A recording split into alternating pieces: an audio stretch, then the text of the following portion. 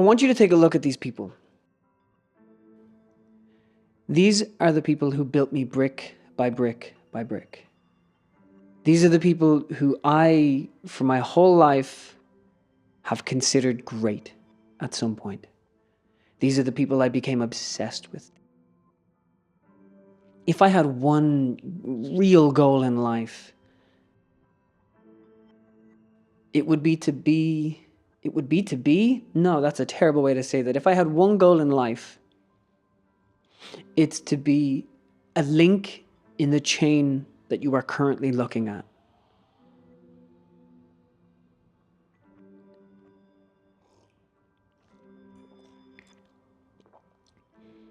And I think something about me a long time ago broke, and it's resulted in an obsession with greatness, an obsession with being great, with doing great. And this video, let's just say it's a story about how I became obsessed with greatness and why I don't think I'm going to stop anytime soon.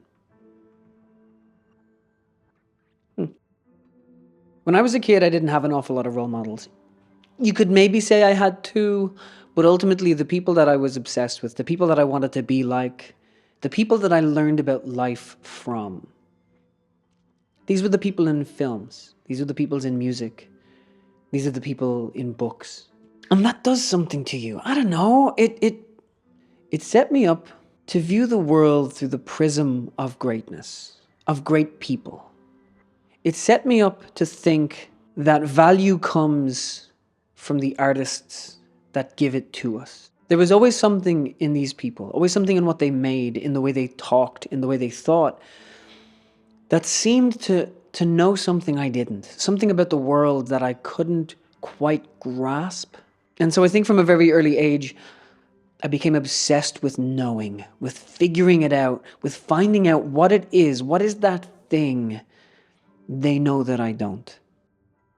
By the time I leave school, I'm obsessed with two things. I'm obsessed with circus and I'm obsessed with martial arts. And so when I went to study, I was like, okay, I need to find something that's in between these two things, the body. I decided to study sports science. But I kind of dropped out of school. So I wasn't able to study sports science. Instead, I decided to study theater. So I go to study theater and I become acquainted with the greats. The Samuel Beckett's, the Sean O'Casey's, the Shakespeare's.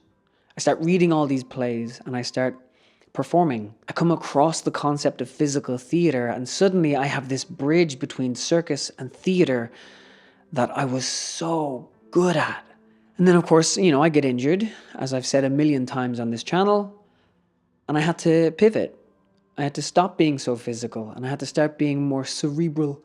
I had to start thinking more. And suddenly I realize I don't know that much. I don't have opinions. I don't know anything about politics. I don't know anything about philosophy or literature. So suddenly now I find myself in that same space where there's all of this knowledge out there that I don't know. So I got to go hunt it down. So I start devouring art. I start devouring philosophy. I become obsessed with painters. I become obsessed with jazz musicians. And I become obsessed with writers and poets and philosophers. And I think I'm going to be great. I know I'm going to be great. I was best friends with Shakespeare.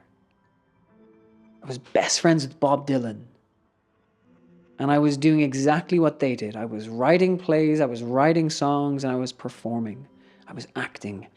I was thinking high thoughts. So, I think I'm on this track to greatness. And my friends think that they're on this track to greatness. And we have this beautiful cultural moment where we're all performing songs together. We're challenging each other. We're going out on stage and we're doing our thing. And over time, people start to fall away. Some of them get jobs. Some of them have kids. Most of them left the country to work in construction because, it's Ireland in 2010, 2012. Of course they were going to do that. And then I'm left with a bunch of new faces people who are still obsessed, some people who have the luxury to become an artist, and some people who don't have the choice. And we still think we're going to be great. Years go by, artists come and go, we see people find success, but it doesn't come for us. It never comes for us. But we don't have a choice now. We're locked in. I don't know anything else. All I know is art. All I know is creativity. All I know is this obsession with greatness. And I love it. And I love it so much. And I really do. I think it's going to happen. And I keep pushing and pushing, making song after song, writing play and half of a book and a poem that nobody's ever going to read. And it never stops. It's never stopped. To this day, I'm still writing things. I'm still obsessed with becoming great. But I doubt myself more. As the years go by, as the album comes out, as the film comes out, as I release the things I love to the world and they fall, I doubt myself. As I see the famous, successful, great artists get younger and younger around me, I doubt myself. I cling on to the rare stories of people whose success comes later in life. I cling to the consolation of being a part of something bigger, even without the credit for that. I cling to so many things. A few weeks ago, I'm with my friend Annie at the Botanic Gardens. We're sitting in the cafeteria having a coffee, surrounded by a bunch of sweet old ladies and plants, essentially. And the conversation swings around to my dissatisfaction with art and my career. And she straight up asks me, why do I keep going? Why am I so obsessed with succeeding as a musician? And here I talk about being great, and I talk about the greatness. She asks me why I'm so obsessed with greatness, and I have no real answer for her. The best I can muster up is a vague gesture to the idea that I want to pass down what was passed down to me. At the start of this video, I mentioned that I want to be a link in a chain of great people, and that's, I guess, true. That's where that answer comes from. I still don't know if it's true or not. Not really. It feels right, but it doesn't feel complete. Since then, I've been wondering what my place in all of this is. I've been wondering what is expected of me. And then suddenly, out of nowhere, this hits me. This is an album that was released at the end of 2025 by Ólafur Arnalds and Talos. Now, I'm a big Ólafur Arnalds fan. I've loved him for a long, long time. So, of course, I was excited to see a new Ólafur Arnalds album. I stick it on, I listen through it, and I very quickly realized, hey, hold on. These are Irish voices. The names of these songs are related to Ireland. And I look into it. And I find out this guy Talos is Irish.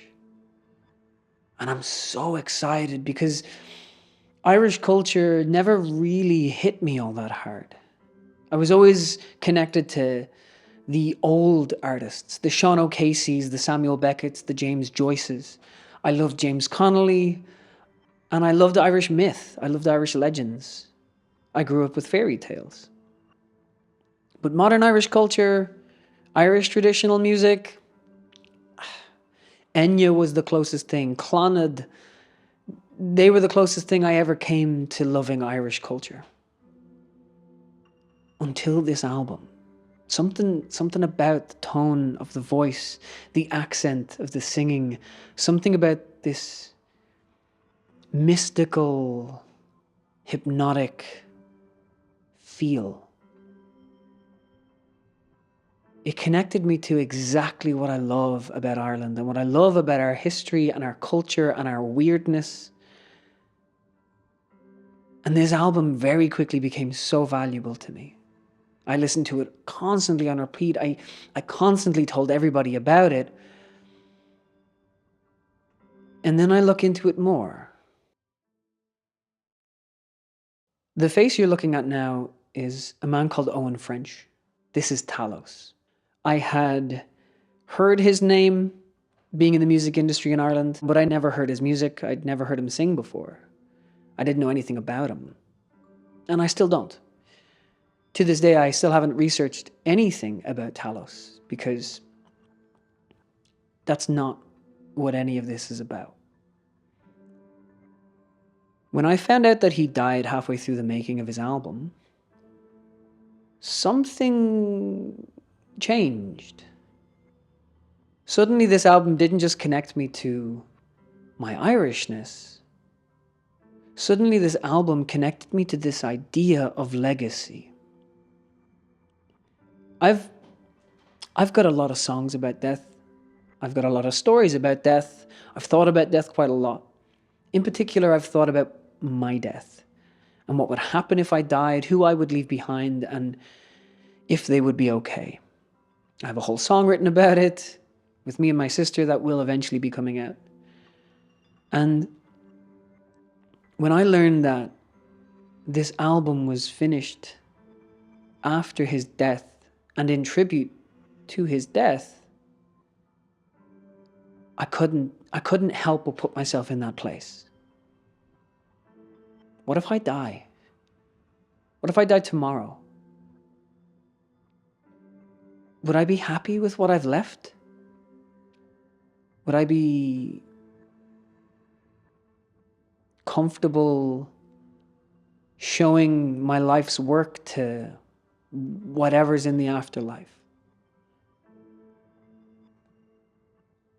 I don't know.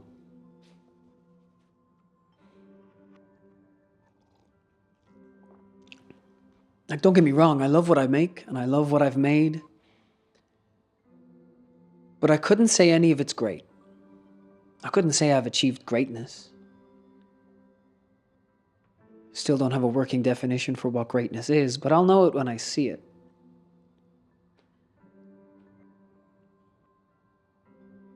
And this kind of awareness of my mortality, this kind of awareness of my death, this kind of awareness of my work and its purpose,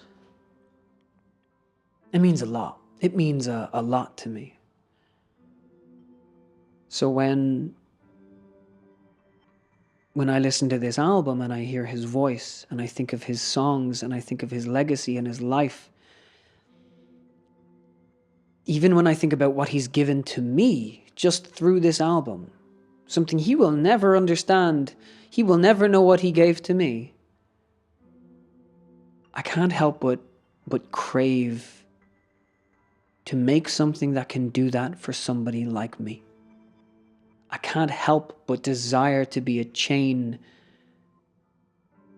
to be a link in that. I can't help but desire to be a link in that chain. And for me, Talos, he's become a link in that chain. I'm sure one day I'll get around to listening to his other music, but for now, I'm more focused on myself. I'm more focused on what I make, and in a way, I love it. All of this energy that you're seeing in me, all of this new year, new song each week, new video each week, it's coming from this place of urgency, this place of I must make or else. One of the people I showed you in this video was Jonathan Larson. And Jonathan Larson had that. He had this urge to make. He had this urge to make now because he just felt something was going to happen. And it's true, he died young. A lot of these people, they just seem to go. Now, I don't want to die young. But what I do know is that I need to try. I need to get close. I need to reach for that greatness. Because to this day, I've not found anything else worth living for. To this day, I've not found anything else more motivating. To this day, I've not found anything else that would make me want to get out of bed more than the idea that one day, even after my death, somebody will hear what I do, somebody will watch what I do, somebody will read what I do, and it will make them want to get out of bed. It'll make them want to make things. It'll make them want to live. In the in the anime One Piece, in the manga One Piece, the most impactful moments for me is when the characters say that they want to live. And I think that's gotta be something close to the meaning of life. That's gotta be something close to why we do anything. We live so that we can find reasons to live, and we live so that we can make reasons to live. I don't really have a conclusion to this video. I started trying to keep the mood energy up.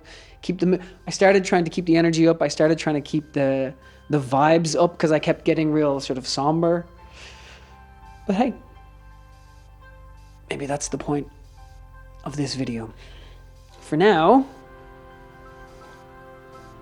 I've got this video to edit. I've got a song to make for tomorrow.